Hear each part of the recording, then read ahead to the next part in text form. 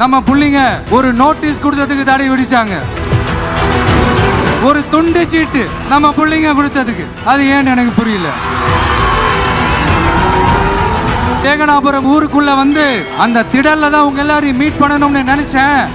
ஆனா எனக்கு பர்மிஷன் கிடைக்கல. இங்க தான் பர்மிஷன் கொடுத்தாங்க.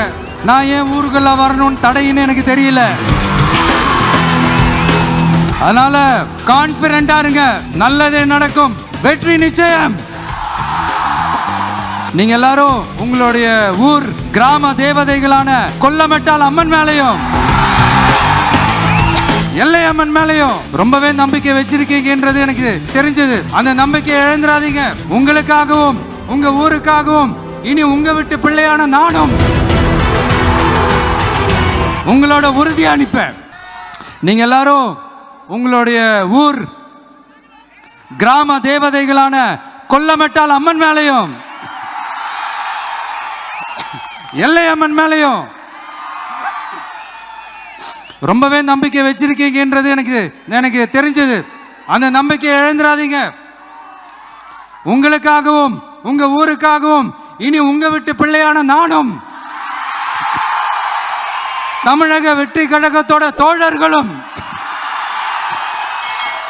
சட்டத்துக்கு உட்பட்டு எல்லா வழிகளிலும் உங்களோட உறுதி அனுப்பேன்.